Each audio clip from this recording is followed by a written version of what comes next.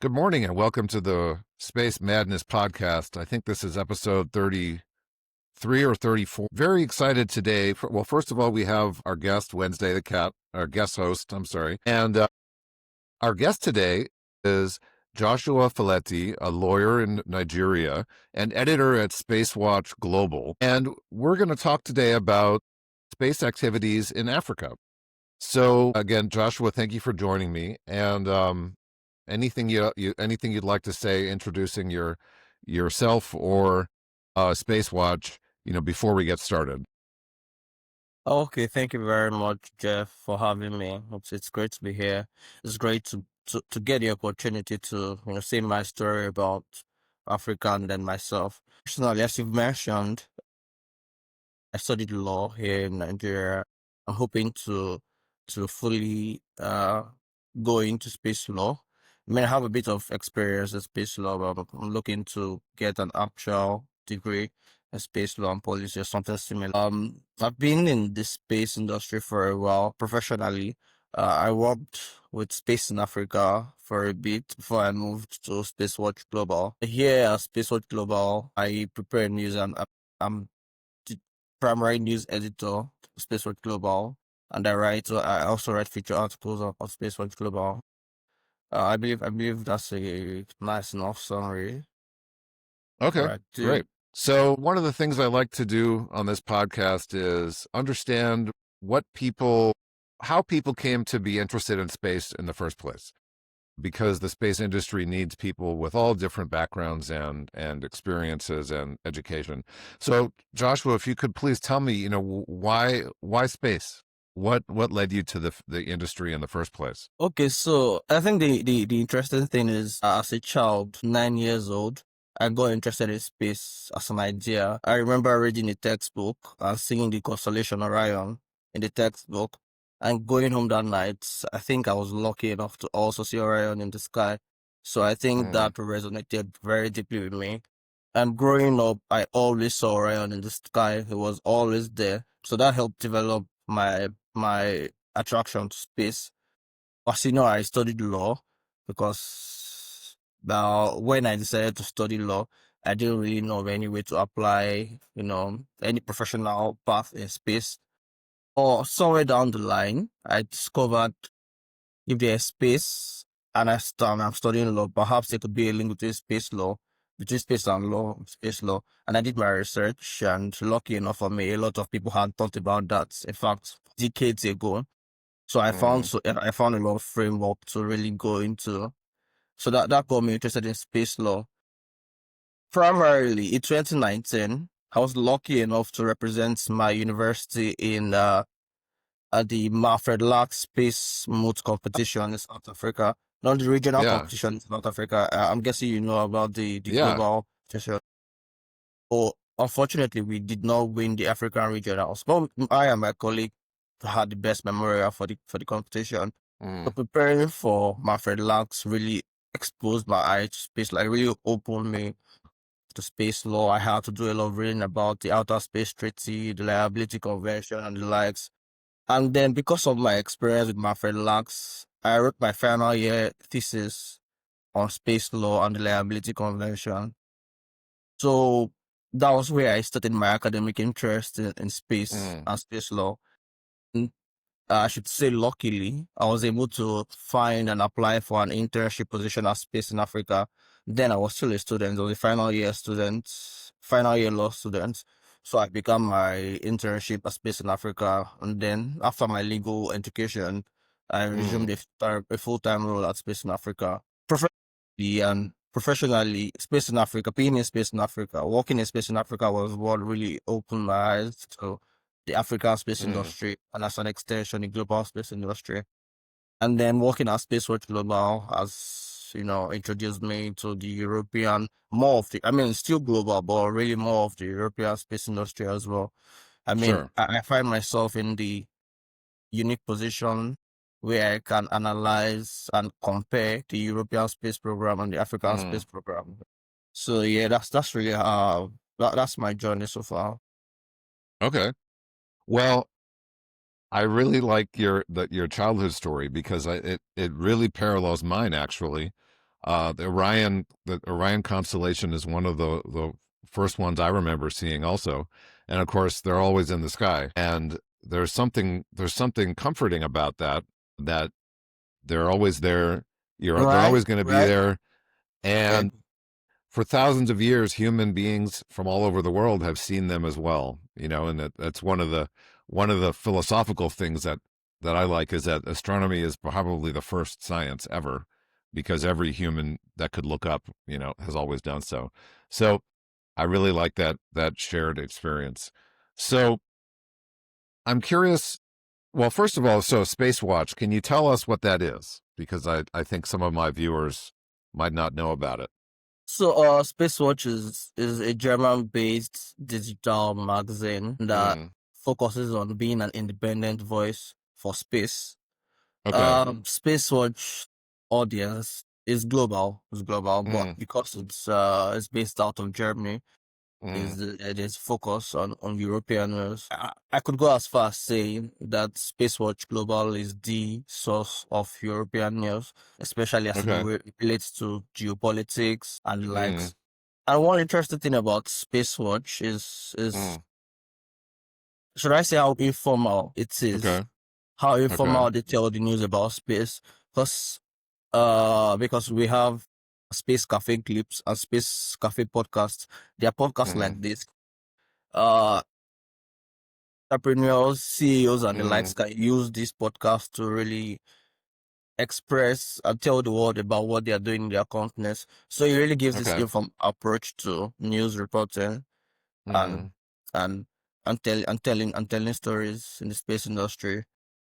Space Watch is typically available at different conferences, and mm, interested persons can meet up a Space Watch to set up video clips.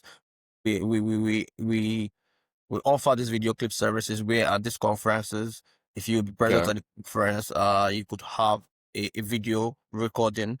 It's like news, live on the spot news and information. So Mm, we offer services like that.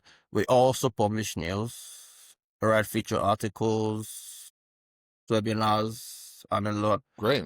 Perhaps I could share more information. Maybe if your viewers are interested, they could reach out to me to share more information Sure. on Space Watch here. Great. So I don't know anything about Nigerian law school, but I do know about American law schools.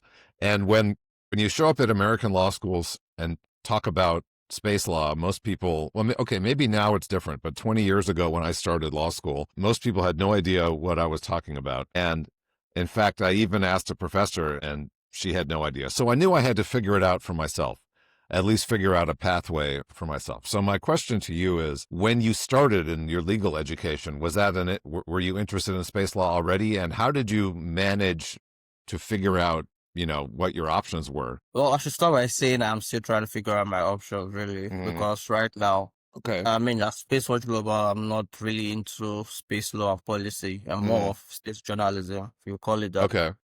And personally, I think I'm looking to space data analysis, maybe going Mm, forward to new projects I'm thinking about delving into. So I'm still mm, finding my career path in space. mm. Sorry, what was the first part of the question again? Well, my question was about space law in Nigerian law schools. I mean, do people even know what it is? Because here, most people still don't know what it is. No. Space itself, much less space law, is Yeah. is feel pretty, abstract to a lot of people. Sometimes I Yes. tell people, do you know the stars have names? Or I tell people I could tell you the name of this star, and they're like, stars have names.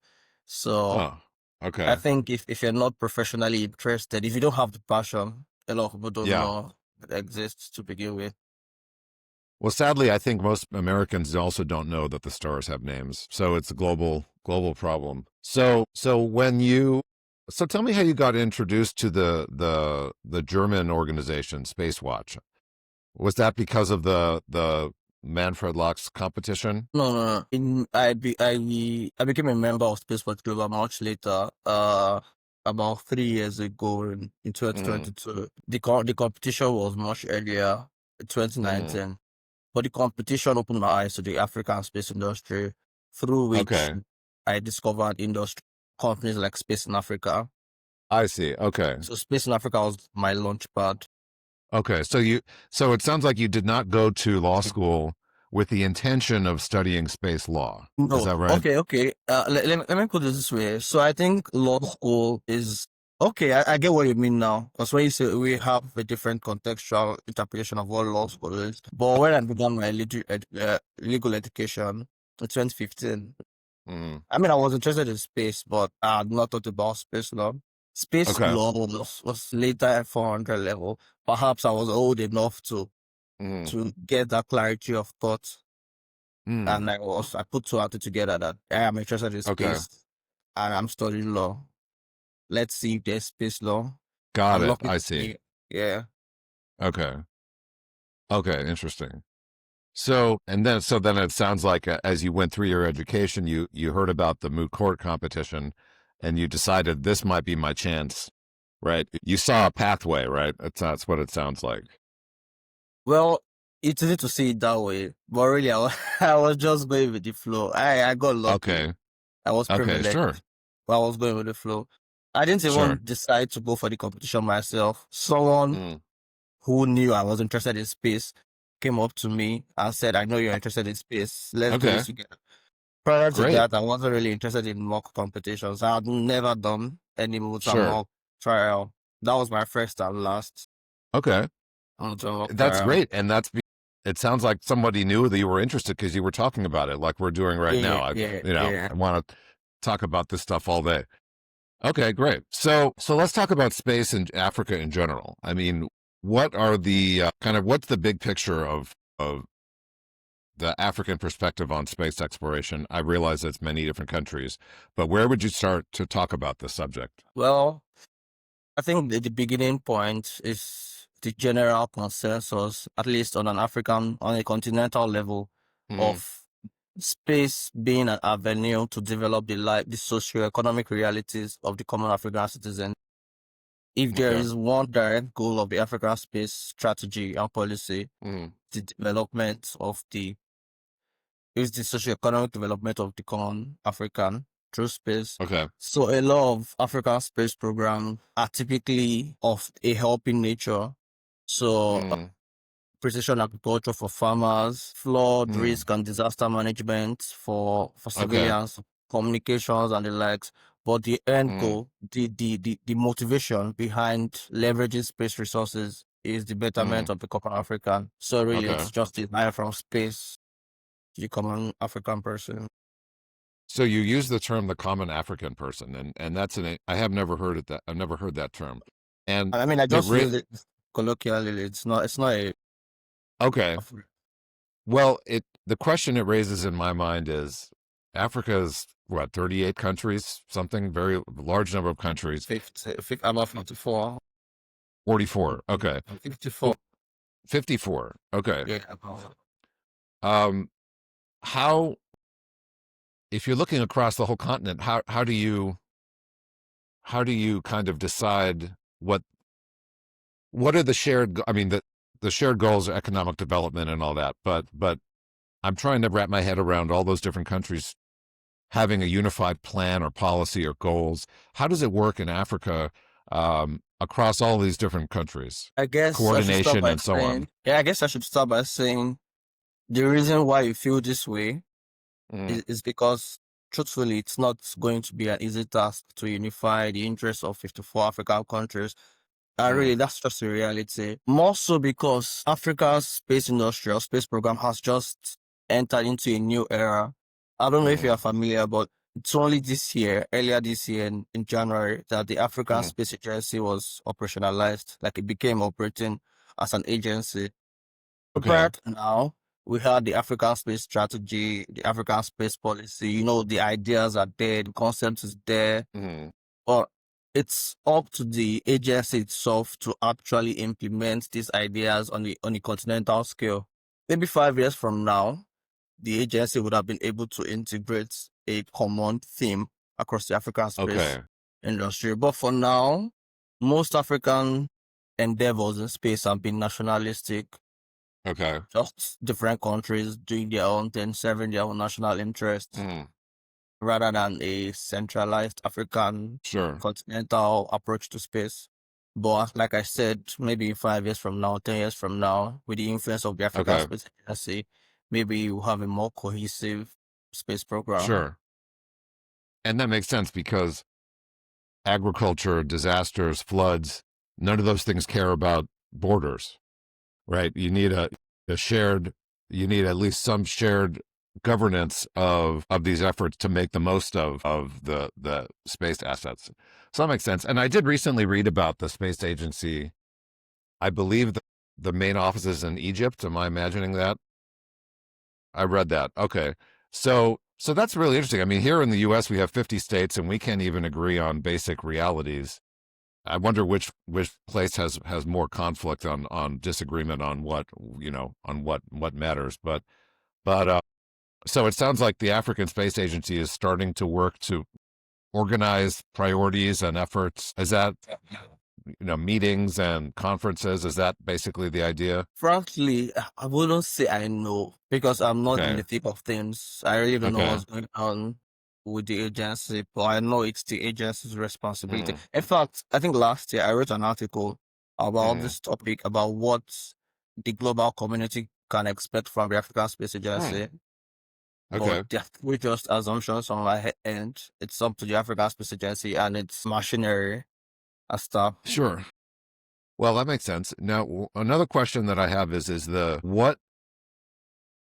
what model is the African Space Agency based on? For example, the NASA model, you have obviously the United States federal system, you have states paying taxes into the federal government putting space centers in politically connected places. That's how the US works.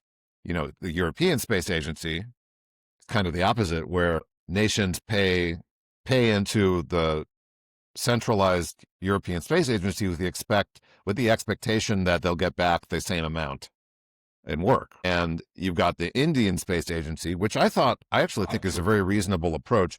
You have one space center for agriculture, one for defense, one for disasters. So I'm curious if you know, how have those models influenced the African approach? Or is it too soon to tell? I think it's a mix of both. Okay. Maybe not so soon, but with more Okay. time, there will be more clarity on the issue. Mm, But I like to think, from my perspective, maybe other experts mm, will disagree. I'd like to think that Africa's trajectory will be heavily influenced by the European trajectory, mm, mostly because I think from my perspective, from my point of view, that the European Space Agency are the most interested, should I put it that way, mm. in the African space program, politically at least, and the Okay. African space in the continent. I mean, China is interested in Africa, the US is interested in Africa, Mm, but not as a continent. I'll give you an example. Africa is currently enjoying free Copernicus services, I believe, through the GMES and Africa program. So there is a very strong relationship between the European space program and the African space program. I guess maybe because personally, I believe Africa could learn one or two things from the European space model. So maybe okay. personally, I see it, I see the patterns, and I Mm, see places where it could be. But in the end, probably it's too soon to tell. But okay. what I do know is, I mean, the important question really is funding, right? The way the funds travel will determine the model. Mm, Right now, the question of funding, I don't even think has been answered. I think most of the African Union's funding, the African Space Agency's funding, or a lot of it comes from the European Space Agency. I think okay. coinciding with the operationalization of the African Space Agency, the European Space Program had, I don't know the politically correct term to say this, but Okay.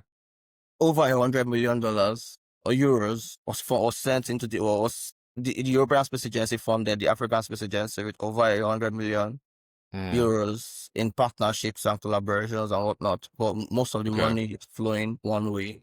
So primarily, that's how the African Space Agency is getting its funding. I Okay. don't know if down the line or if down the line other nations will be made if an agreement will be reached that Mm, countries should fund the African Space Agency for Mm, equivalent works in the countries. sure, I don't know. I don't know, honestly. But I think with more time, there'll be more clarity on the matter. sure.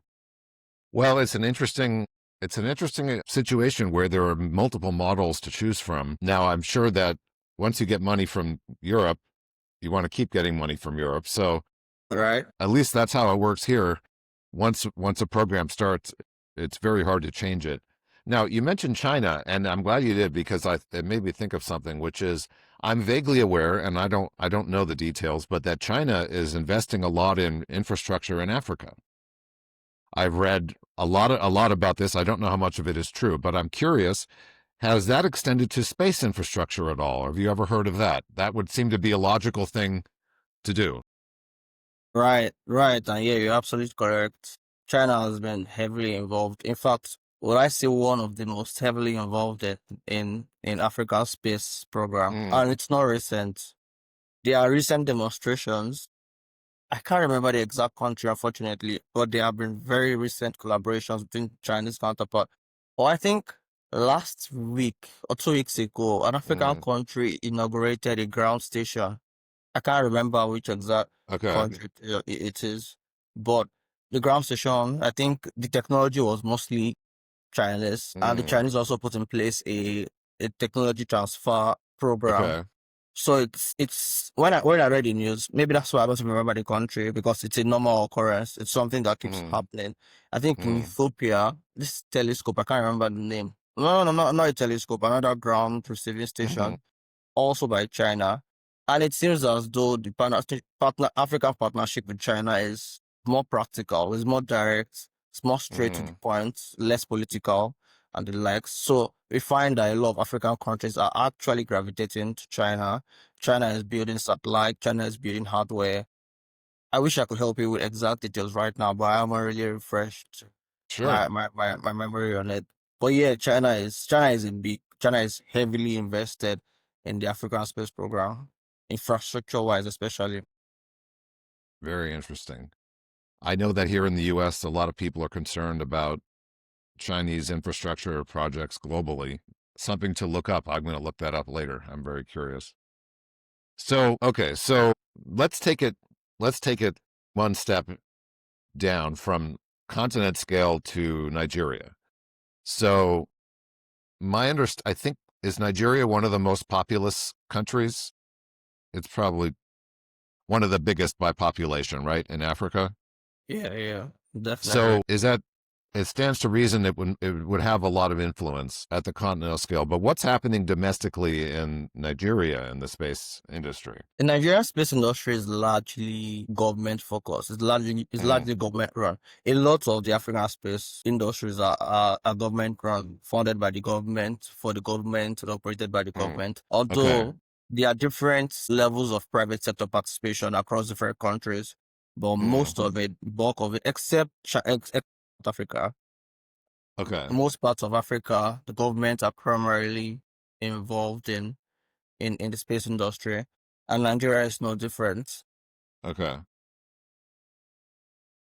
I think right now Nigeria's primary goal would be using its space resources to fight terrorism. Terrorism Really? is the most prevalent issue, right? That's the most sensitive, prevalent issue in Nigeria. In fact, you must know that I think a sitting senator, Rep. Riley Moore. I think just before this meeting, I read the resolution between him and Nigeria's national security advisor about Mm, how they work to reduce terrorism and terrorism related incidents. So the breadth of this whole conversation, questions have been raised about how Nigeria can intensify its security with more updated satellites and the likes. interesting. But really, it's just in the works. I know the current administration has approved new satellites, including Okay. a synthetic aperture radar satellite. Uh-huh. But to the best of my knowledge, the funds for it have not been released, so the project Sure. is still stalling. I think Nigeria currently has one active satellite, a communication satellite, Mm, NigComSat 1R, and it's being run by a government-owned company, NigComSat 1R. I Okay. don't really know about their activities, but I'm guessing they sell bandwidth on the legs. And Sure. that's really as far as it goes about commercial Okay. participation in the Nigerian space industry. But looking forward, perhaps this government is more interested in Okay. in the space industry because I guess really the space industry in Nigeria is not self-sustaining yet. It hasn't gotten to a Sure. critical point where it just goes on its Sure. own. It's really about whether the current government of the day is interested Right. in space. If it sees space as a priority, maybe some more funds can be allocated to the space industry. Yeah. But there hasn't been a holistic development of a space program in Nigeria that says, hey, we want to develop a sustainable space program in the Mm. country. It's just one of the many things the government is doing in Nigeria, really. Sure. Well, you mentioned the communication satellite being run by a state-owned company. That's very much the Chinese model of the space business. Now, I imagine that different industries in Nigeria use data from global space companies, right? Is that maybe Planet Labs or what have you? Is that a do you see people domestically wanting to build their own satellites to use, to basically keep it in the country, reduce reliance on other countries for their satellite data? Because in some countries that has led to a growth of domestic satellite businesses, right? Because they don't want to rely on, like, nobody wants to rely on Starlink, right? Countries want their own communication satellites. Yeah. So, do you see that happening in the domestic industry there? Yeah, I mean, I see that happening, but whether it's already happening or whether it's close to happening is another thing entirely. And I say this Sure. because Europe right now is also realizing the importance of space sovereignty, especially Mm, with the whole Russia-Ukraine conflict. So it seems mm, like right now it's easy to see why uh regions need sovereign space capabilities. But unfortunately, if African countries are going to develop space sovereignty, I mm. don't think it's going to be on a national level. I think it has to be continental Okay. level. And I think that's what has been envisaged by the African Space Policy and Strategy, a continental space sovereignty. Yes, and so that way the domestic conflicts can be managed inside instead of becoming global, right? So that Yeah, so it's not like the conflict goes away, it just is not exposed to the rest of the world. right, right. Interesting. Interesting. So culturally, well, let me say in the US, a lot of people here in the US think space is a waste of money because they just don't Really? know about what they rely on. They don't know they rely on it every day. You know, they just don't know. And even people who should know better, people with vast business industry experience, they have no idea how much they rely on space. Culturally in Nigeria, what do people think about space exploration and space technologies? I feel like a lot of Americans complain that the American government is spending a lot of money on space because the American government is spending a lot of money on space. I'm not saying it's too much. I mean, I Mm, believe you can guess on what side of the fence I'll be. But what I'm yeah, driving at is perhaps if the Nigerian government spent a lot of money on space, then hmm, Nigerians would complain as well that, hey, I you're see. spending a lot of money on space. But I don't think a lot of money is being spent on space right now. I mean, of course, Okay. I earlier mentioned that while the current government approved a couple of satellites, last I Mm, heard funds have not been made available for it. I'm guessing if the funds are made available for it, maybe it becomes public news. Obviously, there'll be pockets of people saying, "Hey, this money will be better spent on this." I feel like there are always people like that that yeah, always say that, but in the grand scheme of things, I don't think Nigeria is spending that much money to warrant public I see. attention. I see. Okay. Yeah, here it's really not that much money here, honestly. But I mean, on a percentage basis of the budgets, but people think it is. That's people think that NASA's 10% of the United States budget, which is that'd be That'd be great. Imagine what we could do. We could have people on Right, Mars for that much. Yeah. right. But Because there have been a lot so, of funding cuts, right? As far as I know, in the oh, yeah. US, yeah, a lot. Well, yeah, cuts and threatened cuts, which are almost just as bad because then nobody does anything. Yeah. Well, that's so that actually takes me to the question of what do you see and, the people you talk to, how do you see American leadership in space? How important is it? I'm just curious. You know, does anyone care that the U.S. sent people to the moon? That kind of thing. Just culturally, I'm really curious. Culturally, I mean, culturally, if anyone here, Nigeria, let me speak to Nigerians because I can relate more with Yeah. Nigerians. But if you found a Nigerian who is interested in space, I do not think that the influence of the US in space, in global space exploration, Mm, would be lost on such a person okay. because I believe the US's influence on space is really, it's right there, it's pertinent, it's obvious. So Okay. it's not in doubt. It's not in doubt. And then personally, Mm, I've come to respect the US's intervention in space because mm, the US is so interested in space. It makes international collaboration so easy. Like it's not fault. So it's easy sure. because NASA is very much interested in collaboration. Mm, It's easy to have multi regional collaboration. I mean, we just learned of was it RNA being discovered on Bennu, on the asteroid yeah. Bennu. And the very important thing was it wasn't a one country project. NASA played its Right. part, Japanese space Right. industry played its part. I'm sure the European Space Agency must have played its part. Mm, In 2029, Ramses mission, a spacecraft is going to land on an the Apophis asteroid, mm, which is also very significant for human evolution because it will help us understand how Earth's gravity can alter and modify mm, trajectories of asteroids. Very, very important, very, very interesting. And the only reason it's possible is because we have agencies like NASA, like the European Space mm. Agency understand and appreciate the importance of space. So on my end, it's really respectable of NASA. So, when you see the United States scaling back its efforts or threatening to cancel budgets, what does that say to you personally? I'm curious. Well, personally, and first, let me say the way I understand the budget cuts, I don't see it as something done with an ill intention towards the space industry. Mm, I understand it from the lens of budget okay. rearrangements. Maybe some things at the moment Mm, have more priority. And the way I understand life generally, things are seasonal, cyclical. So mm, maybe now is the season for a bit less money, and then mm, maybe a couple of years in the future there'll be more money in the industry and everything. But as far as I can tell, still activity, there's still interest in the space yeah. industry.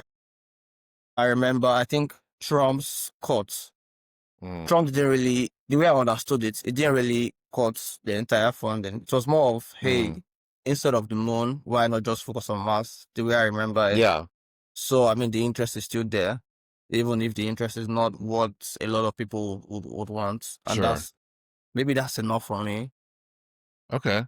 Well, I think it's very wise to talk about the seasonality of things. So I like that. I like that. It's it's hard for me to have that patience because I'm here trying to do the work every day. I don't Yeah, I want to wait understand. 3 years, but that is life. That's nature and that's life. So thank you for that. I like that perspective. So what are your goals personally? What's next for you in the next 5 years? 5 years. I mean, like I said, if you asked me 2 weeks ago, I wouldn't know. But right now, I think Mm, I'm interested in space data analysis. I really want to mm, get into the software aspect of space. mm, And I think it's the shortest route for me to space mm. STEM, like science, technology, education of Sure. space, because I'm in space policy. And I feel like not a lot of space is about policy, especially in terms of money, right? Yeah, it's Most hard of to the have money a is career in space policy. Yeah. most of the money is in STEM. So Yeah. I've been thinking about, hey, how do I get to STEM? How do I get into space STEM? Sure. And I don't have a background in science or engineering, but maybe space data analysis is something I can get into. something I Yeah. plan to start next year, or Okay. maybe December or next year. And hopefully in Mm, 5 years' time, I am also within the space data analysis, space software tech, mm, hopefully maybe. I mean, it's what I thought about yesterday or today. So I'm sure. hoping it works out that way. Okay. But I guess no one knows how the future will unfold. Sure. Well, I agree with you that I think that's a good plan, an important area, and your background and your perspective, I think, will help you stand out there when you're looking for a job I hope or so. starting your own company. Yeah, yeah. So I think we're gonna call our episode here. I really appreciate you joining me today and sharing the insights about the African Space Agency and African space efforts in general. I've learned a lot, and I look forward to following the space agency and seeing how things develop. So, do you have any final thoughts for the world about African space efforts? I would say Africa is very aware of its ridiculous potential. Like, it's not lost on Africa. We know we have an immense potential. We know Okay. what can be achieved Mm, if we can get, or let me say if we get our collaborations right. okay. The sky is only space is only the beginning Mm. point for what Africa can achieve in space. I really like that. That's very positive, and I agree. So, thank you for joining me, and thanks to everyone for listening. This is another episode of the Space Madness podcast, and we'll see you next time.